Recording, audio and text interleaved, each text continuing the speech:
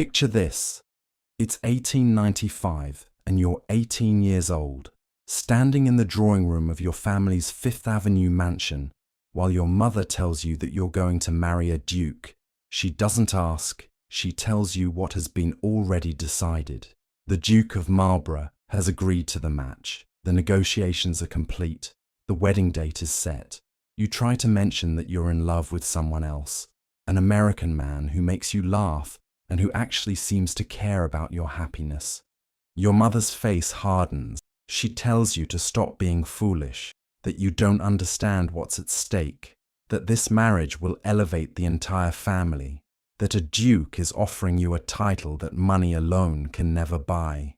You want to argue, to refuse, to run away, but you're 18 and you've been raised to obey, and your mother is threatening things you can't quite believe she'd actually do, except you're starting to realize she absolutely would. So you agree, because what choice do you really have? And in that moment, standing in that beautiful mansion surrounded by all the wealth and privilege anyone could imagine, you understand that you're about to give up everything that actually matters: your freedom, your choice, the man you love, your home, your family, possibly your happiness for the rest of your life, in exchange for a title and a castle and a life that everyone will envy, but that you're already dreading. Welcome to the hidden sacrifice of becoming a Gilded Age princess, where American heiresses traded their millions for European titles and discovered that what looked like a fairy tale from the outside was often a prison of cold castles, loveless marriages, crushing loneliness, and the loss of everything they'd known and everyone they'd loved. This was when being chosen to marry a duke wasn't winning the lottery, but signing away your autonomy, when the glamorous life everyone envied came at a cost that no amount of money or status could compensate for, when young women discovered too late that they'd traded their entire futures for a bargain that benefited everyone except themselves. Tonight, we're exploring what American heiresses actually gave up to marry into European nobility, the loves they were forced to abandon, the freedoms they lost, the families they left behind, the health they sacrificed, the identities they had to surrender, and the profound loneliness of being perpetually foreign in lives that looked privileged but felt like exile. We'll follow three women whose stories reveal the real price of becoming a duchess, the hidden costs that nobody talked about when they were celebrated as the brides of the season, the sacrifices that contemporary accounts glossed over, but that shaped and often shortened their entire lives. If you're watching with tired eyes and an overthinking mind, this story is for you. If you really enjoy these bedtime journeys through history, please like this video, subscribe, and tell me in the comments where you're listening from. I always love knowing where these stories are keeping you company. Let's talk about what it really cost to become a Gilded Age princess, the hidden sacrifices behind the glittering titles, and why the women who seemed to have everything often had to give up what mattered most to get it. Consuelo Vanderbilt's story stands as perhaps the most famous example of what American heiresses sacrificed for European titles, a cautionary tale so dramatic it seems almost fictional, except that every devastating detail is documented. Born in 1877 to William Curzon Vanderbilt and the formidable Alva Vanderbilt, Consuelo grew up in extraordinary wealth, the kind of wealth that built mansions like Marble House in Newport and maintained multiple estates and employed hundreds of servants. She was beautiful, intelligent, well-educated, fluent in multiple languages, trained in all the accomplishments expected of wealthy young women.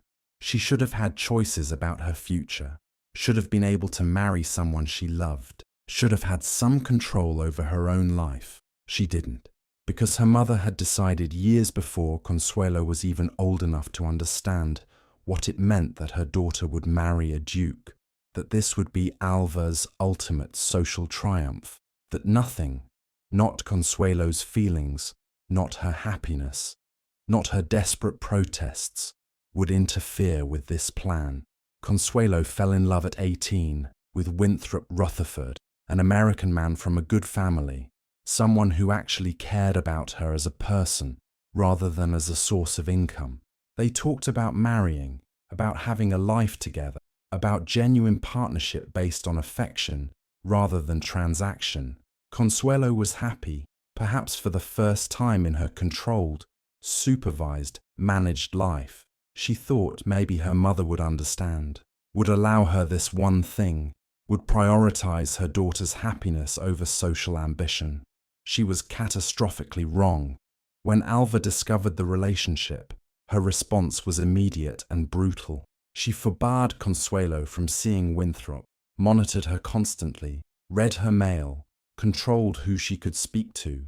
When Consuelo tried to resist, tried to insist that she loved Winthrop and wanted to marry him, Alva escalated to threats and emotional terrorism that would be recognized today as abuse, but that was considered acceptable maternal authority in the 1890s.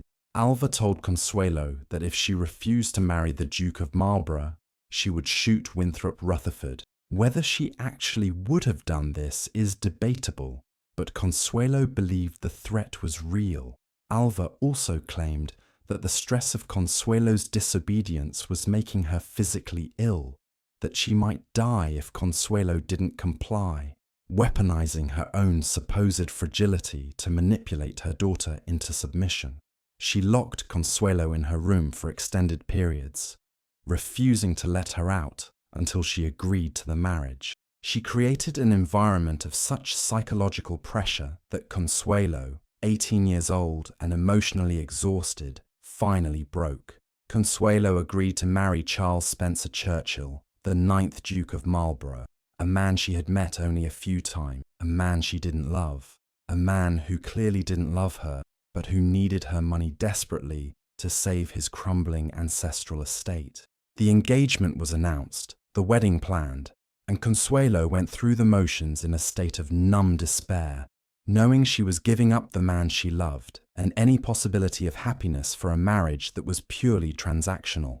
The wedding, held in November 1895, was one of the most elaborate social events of the decade. Newspapers covered every detail: Consuelo's dress, the flowers, the thousands of guests, the spectacular reception. What they didn't report was that Consuelo cried throughout the ceremony, that her face behind the veil was wet with tears, that she was being married against her will to a man she didn't love, while the man she actually loved was forbidden from even attending. The photographs from that day show a beautiful young woman in an elaborate gown, but if you look closely at her face, you can see the misery she was trying to hide. What Consuelo sacrificed for her title became clear almost immediately. Her dowry, $2.5 million, equivalent to over $90 million today, went directly to restoring Blenheim Palace, the Duke's ancestral seat in Oxfordshire. The money that was supposed to be hers, that represented her family's wealth and her own financial security, was immediately absorbed into her husband's estate, used to repair roofs and restore grand rooms, and maintain a property that would never really belong to her, despite her money paying for it. She also sacrificed her home and family. Moving to England meant leaving her American life behind, her friends, her family, everything familiar and comfortable.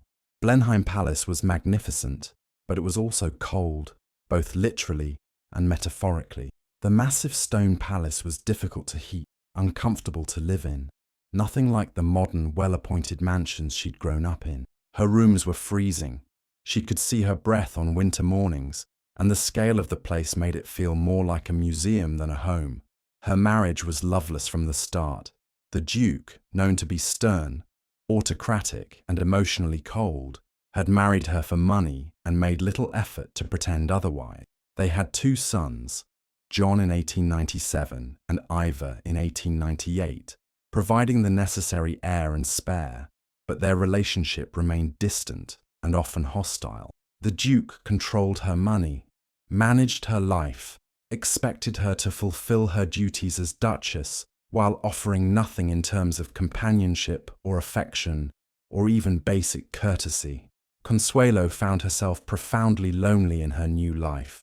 She was the Duchess of Marlborough, one of the highest-ranking women in British society, invited to everything, admired for her beauty and her grace.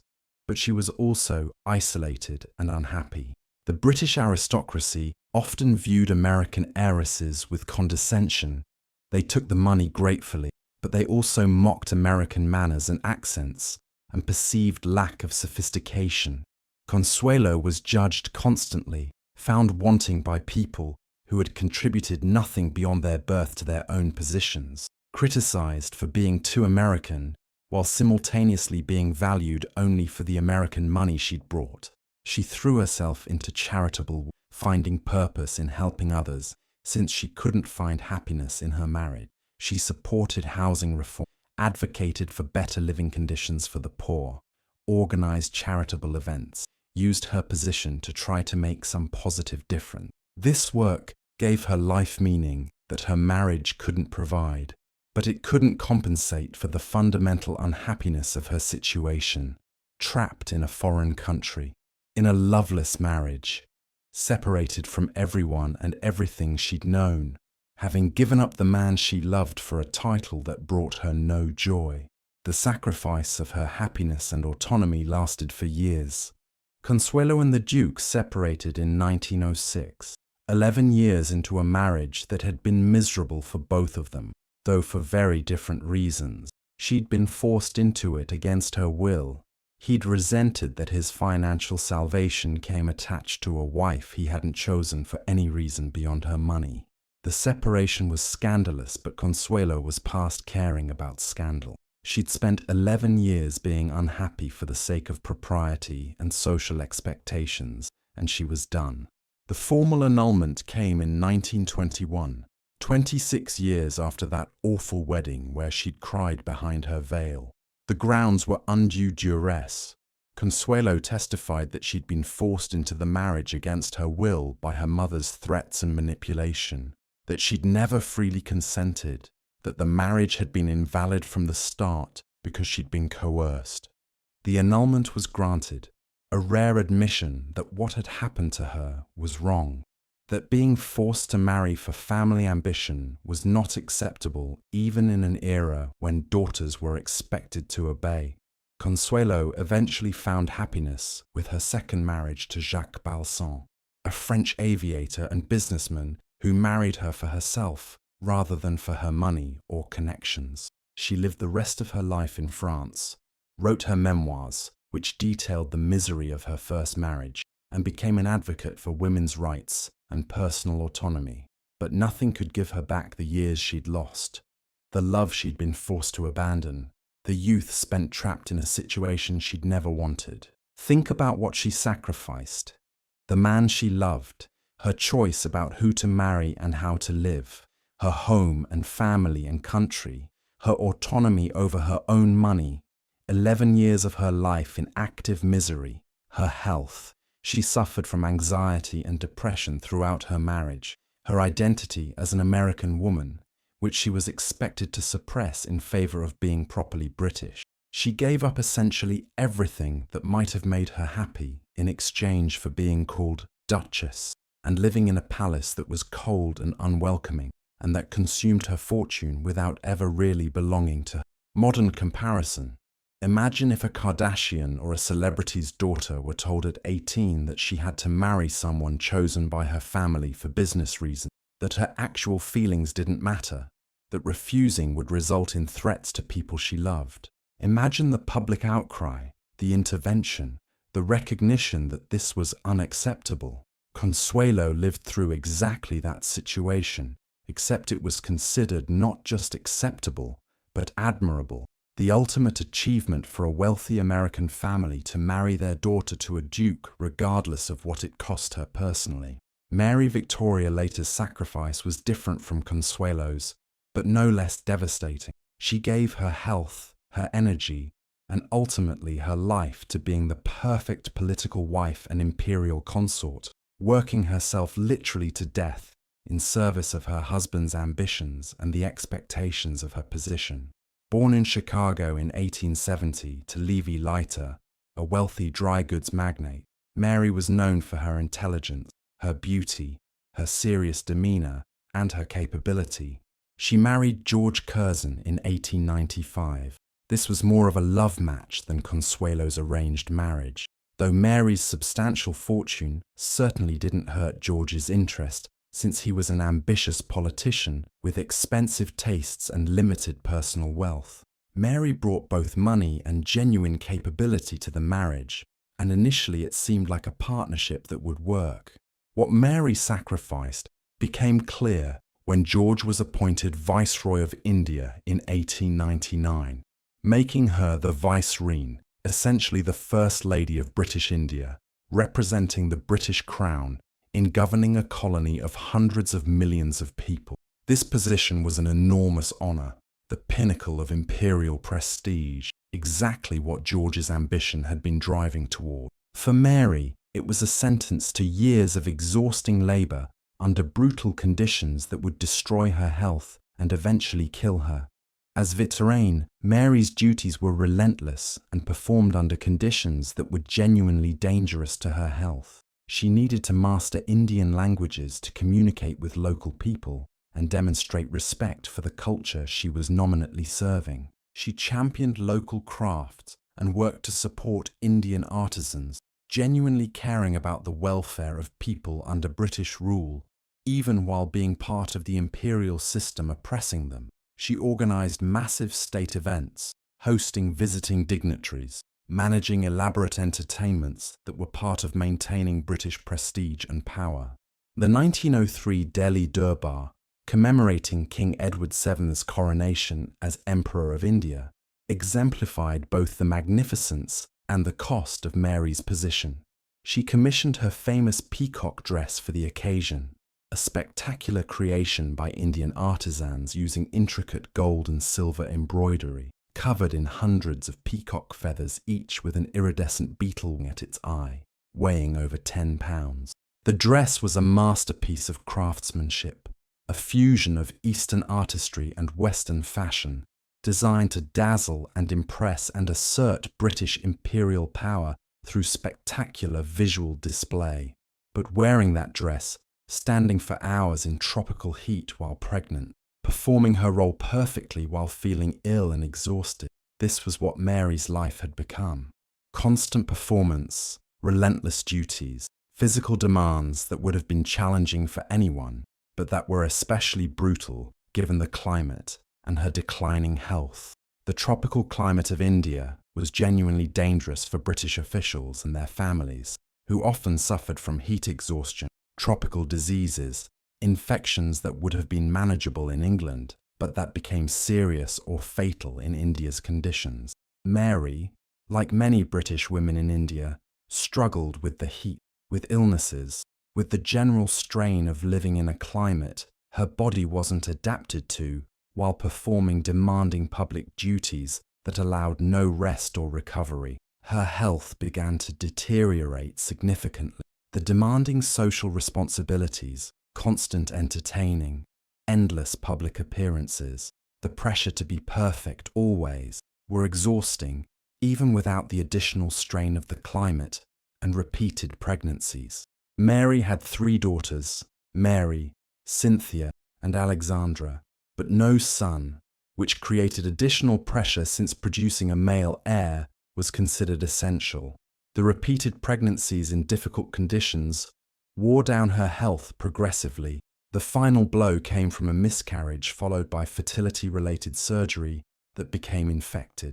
In an era before antibiotics, infections from gynecological procedures could and often did become fatal. Mary's infection was prolonged and severe, her body already weakened from years of strain and from the tropical climate and from the relentless demands of her position. She fought the infection for months, becoming progressively weak, suffering tremendously, while still trying to fulfill her duties because that's what was expected of her. Mary Curzon died on July 18, 1906, at the age of 36. She'd been Vicereine for 7 years, had given everything she had to the position, and it had literally killed her. Her death was mourned. She was genuinely beloved by many people in India, who had seen her compassion and her commitment to their welfare, and she was respected in Britain for her dignity and her capable performance of a difficult role. But the reality is that Mary sacrificed her health and her life for her husband's political ambitions and for the expectations of being the perfect imperial consort. She worked herself to death, performed her duties flawlessly, even when it was destroying her body, gave up any possibility of a normal life or of aging beyond her 30s because she was committed to being what everyone expected her to be. What she sacrificed, her health, progressively destroyed by the demands of her position and the climate and the repeated pregnancies, her comfort and safety, living in a tropical climate that was genuinely dangerous, far from medical care that might have saved her, her privacy and autonomy. Every moment of her life as Vicereine was public, performed, judged. Her potential longevity, she died at 36, when she might have lived to be 70 or 80 if she'd stayed in America, married someone less ambitious, lived a quieter life that didn't literally work her to death. Her daughters grew up without their mother, raised primarily by nurses and governesses, and eventually their father, after he returned to England following Mary's death. They never really knew her beyond the first few years of their lives, lost her when they were still children because she'd given everything to a role that consumed her completely. Modern comparison: imagine a political spouse or a celebrity wife working so hard to support her husband's career and maintain her public image that she literally dies from the stress and the demands at 36. The public conversation would be about how she was exploited, how the expectations were unreasonable, how she deserved better than to sacrifice her health and life for someone else's ambitions. Mary Curzon did exactly that, and while she was mourned, the fundamental question of whether she should have been expected to give so much was never really asked, because women of her class and era were supposed to sacrifice themselves for their families' positions and prestige. Anna Gould's sacrifice was less dramatic than Consuelo's forced marriage or Mary's death, but in some ways more insidious. She sacrificed her financial autonomy, her dignity, and years of her life to a man who married her solely for her money, and who spent it with stunning speed while treating her with contempt. Born in 1878 to J. Gould, the notoriously ruthless railroad magnate, Anna inherited a vast fortune, estimated at around $100 million, billions in today's money, making her one of the wealthiest women in America. Despite her wealth, Anna was described as shy and reserved, uncomfortable with the spotlight her fortune attracted, more interested in quiet pursuits than in the social performances that other heiresses seemed to enjoy. In 1895, at age 17, Anna married Boniface de Castellane, known as Bonnie, a French count whose charm and aristocratic title masked his towering debts and his complete lack of any ability or intention to manage money responsibly. Bonnie saw Anna as a solution to his financial problems, nothing more. He married her for her fortune with barely concealed mercenary intent, and he proceeded to spend her money with such spectacular extravagance that even by Gilded Age standards it was remarkable. What Anna sacrificed became clear almost immediately. First, she sacrificed control over her own money. Once married, her fortune was legally Bonnie's to manage, and he managed it by spending it as fast as possible on himself. He purchased and lavishly renovated the Palais Rose, a pink marble palace in Paris that became famous for its opulence and its cost. He spent millions transforming it into a showcase of his taste and status, using Anna's money to build a monument to himself. He commissioned a unique pearl necklace for Anna, supposedly one of the longest in the world. But this gift wasn't about making her happy. It was about displaying his wealth, which was actually her wealth, and asserting his status. He bought a private yacht, threw extravagant parties that shocked even jaded European society with their excess, commissioned priceless art, and filled the palace with treasures that he selected without consulting Anna about her preferences or wishes. The spending was pathological, Bonnie went through Anna's millions with breathtaking speed. Estimates suggest he spent about $15 million in the first 5 years of their marriage, equivalent to perhaps $400 million today. He treated her fortune as his personal treasury, spending it on his pleasures and his status displays, while showing minimal interest in Anna herself, beyond her continuing to fund his lifestyle. Anna also sacrificed her dignity. Bonnie was openly unfaithful, conducting affairs that were public knowledge, humiliating Anna while spending her money on his mistresses. He was contemptuous of Americans generally, and of Anna specifically, mocking her shyness and her American background, treating her as a convenient source of income rather than as his wife. The marriage that was supposed to elevate her social position actually made her an object of pity and gossip. Everyone knew Bonnie had married her for money. Everyone knew he was unfaithful. Everyone could see that he treated her badly while living off her fortune. They had 5 children together, which might suggest some connection or shared purpose. But even this had an element of transaction. Producing children was expected, and Bonnie needed heirs to continue his line. But there's little evidence that he was a particularly involved or affectionate father. The children were cared for primarily by servants, while their parents maintained separate lives. Anna increasingly isolated and unhappy, while Bonnie continued his extravagant spending and public infidelity.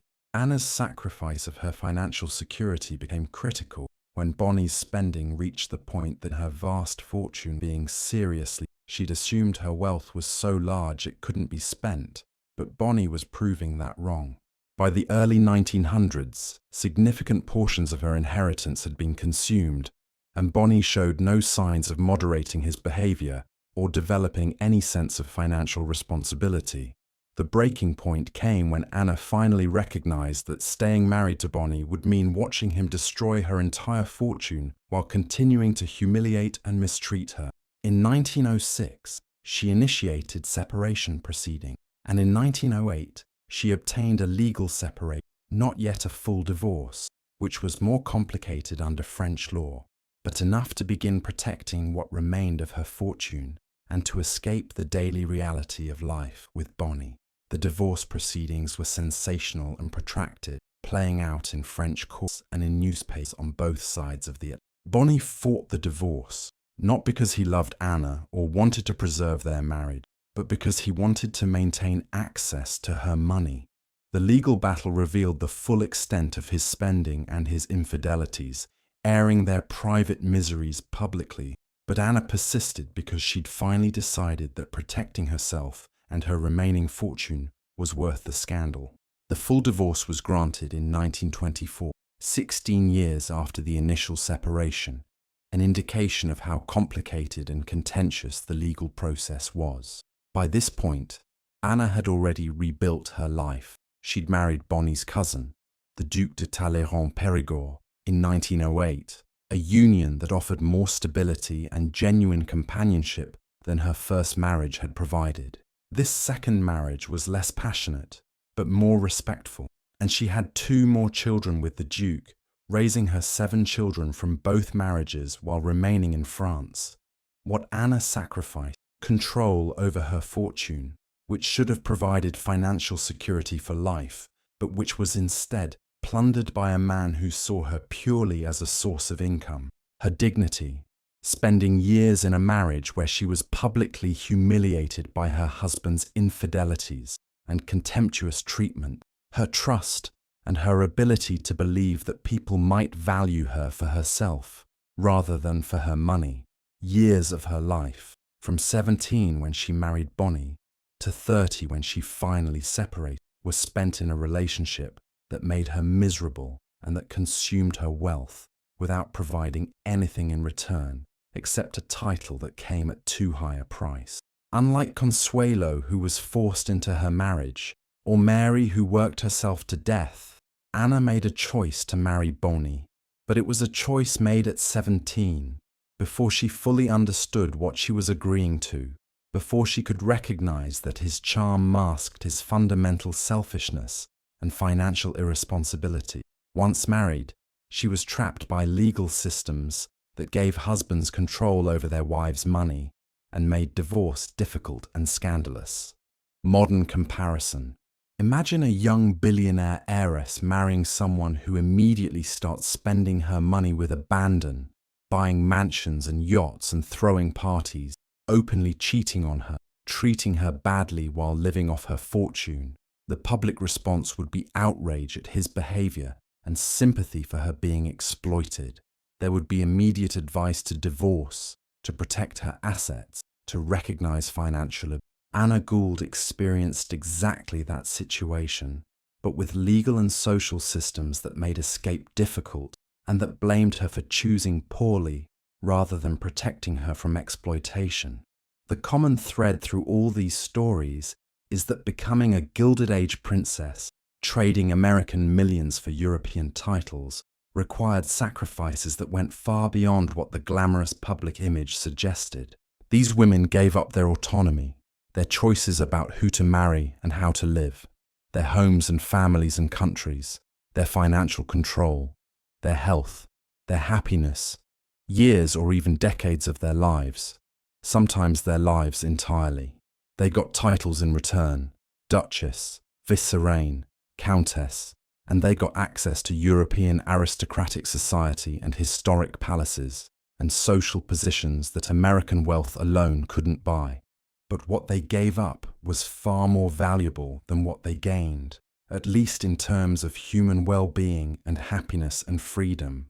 The hidden sacrifice of becoming a Gilded Age princess was that you traded everything that might have made you happy: love, choice, autonomy, family, home, health, for external markers of status that looked glamorous, but that often felt like prisons. You became an object in a transaction between American wealth and European titles, your feelings and preferences subordinated to family ambition and social positioning, your entire future determined not by what you wanted, but by what your family could buy, and what aristocratic families were willing to sell. Consuelo gave up the man she loved and was forced into a marriage that made her miserable for 26 years before she could finally escape. Mary gave up her health and her life, working herself to death at 36 for her husband's political ambitions and imperial prestige. Anna gave up control over her fortune and spent years being exploited and humiliated by a man who married her solely for her money. These weren't isolated cases. They were examples of a pattern that affected hundreds of American heiresses who married into European nobility during the Gilded Age. Some found happiness or at least contentment. Some made the best of difficult situations. Some used their positions to do genuine good work. But many sacrificed their well-being, their autonomy, their potential for happiness in service of family ambition and social positioning. The irony is that these women already had everything: wealth, education, beauty, capability, opportunities that most people could never dream of. They didn't need titles to have value or importance or successful lives, but the social systems they lived in convinced them and their families that European aristocratic titles were the ultimate achievement, worth any sacrifice, more important than personal happiness or freedom or choice. When you hear about Gilded Age heiresses and think about how glamorous their lives must have been, remember what they actually sacrificed. Remember Consuelo crying behind her veil at a wedding she'd been forced into. Remember Mary working herself to death at 36 in tropical heat, wearing a 10-pound dress covered in peacock feathers. Remember Anna watching her fortune be plundered by a man who treated her with contempt while living in luxury purchased with her money. The hidden sacrifice of becoming a Gilded Age princess was that you gave up yourself, your autonomy, your choices, your potential for happiness, in exchange for a title that looked impressive, but that came at a cost that no amount of status or prestige or social position could ever justify or compensate.